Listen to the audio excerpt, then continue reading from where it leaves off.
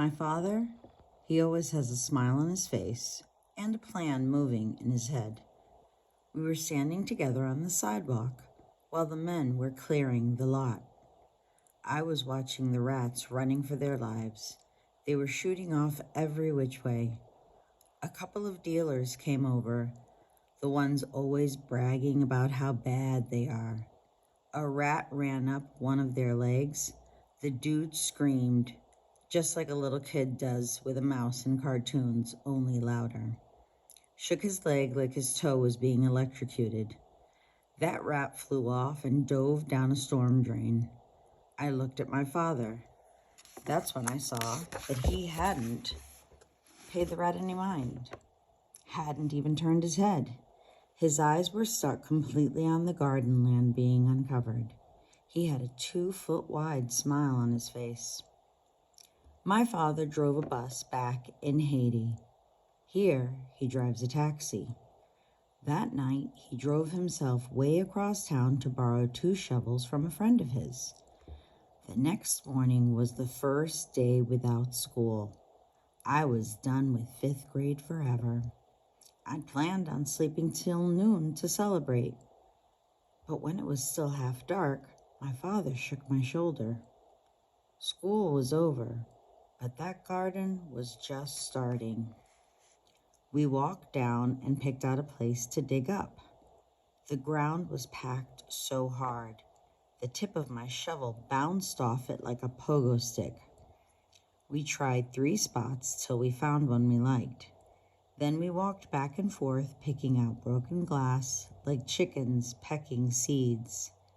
After that, we turned the soil. We were always digging up more trash, bolts and screws and pieces of brick. That's how I found the locket. It was shaped like a heart and covered with rust with a broken chain. I got it open. Inside was this tiny photo of a girl. She was white with a sad-looking face. She had on this hat with flowers on it. I don't know why I kept it instead of tossing it in our trash pile. It seemed like hours and hours before we had the ground finished. We rested a while. Then my father asked if I was ready. I thought he meant ready to plant our seeds, but instead we turned another square of ground, then another after that, then 3 more after that.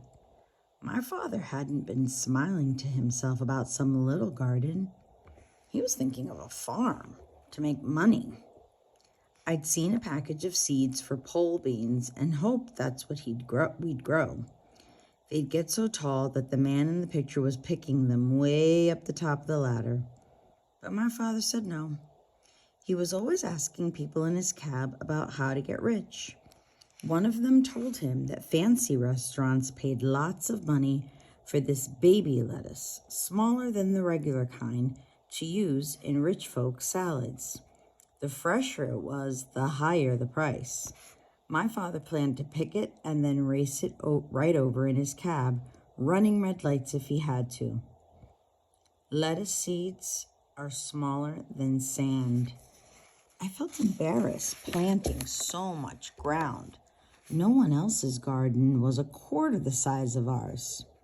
Suddenly, I saw Miss Fleck. I hardly recognized her in jeans. She was the strictest teacher in Ohio. I'd had her for 3rd grade.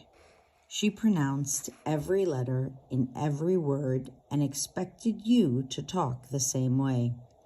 She was tall and even blacker than my father. No slouching in your seat in her class or any kind of rudeness. The other teachers seemed afraid of her too. She walked over just when we finished planting. "Well, Virgil," she said, "you seem to have claimed quite a large plantation here." That's just what I was afraid of hearing. I looked away from her down at our sticks.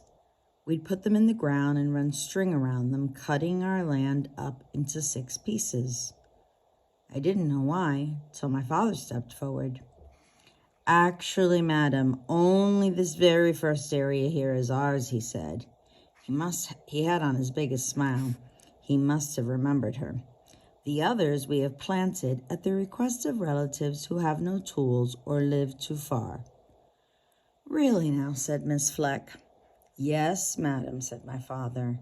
He pointed to the closest squares of land.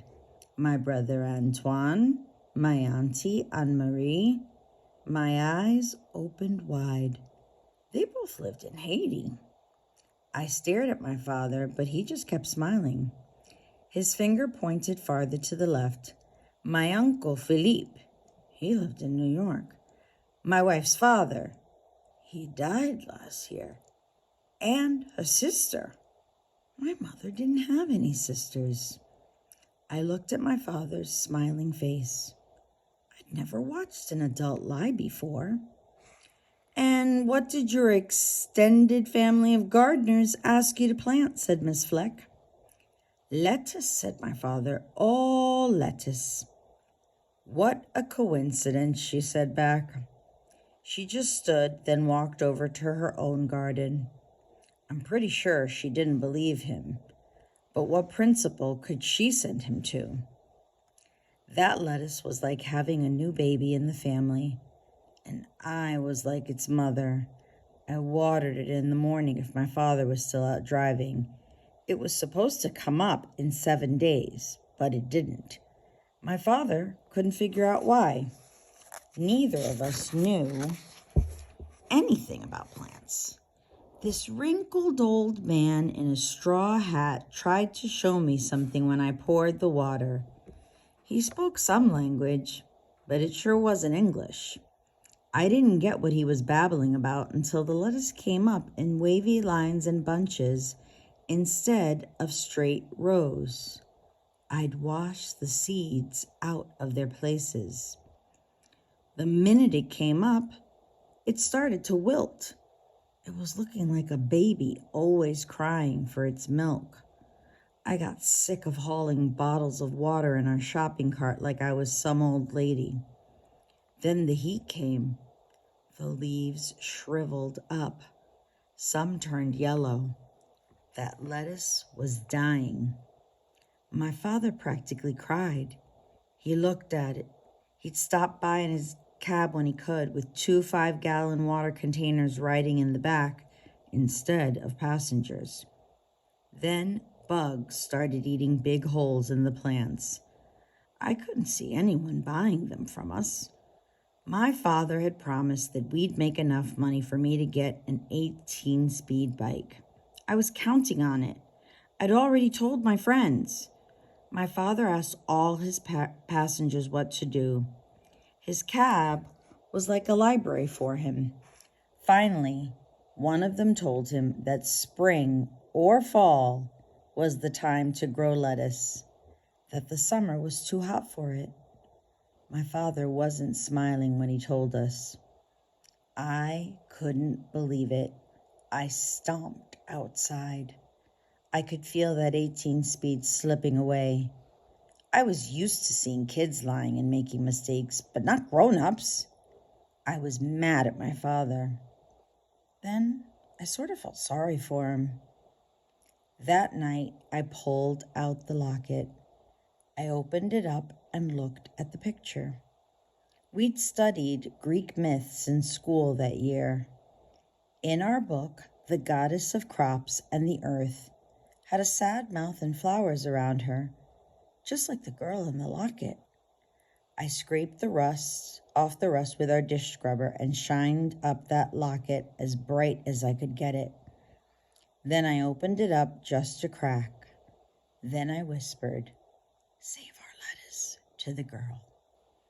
That's the end of Virgil.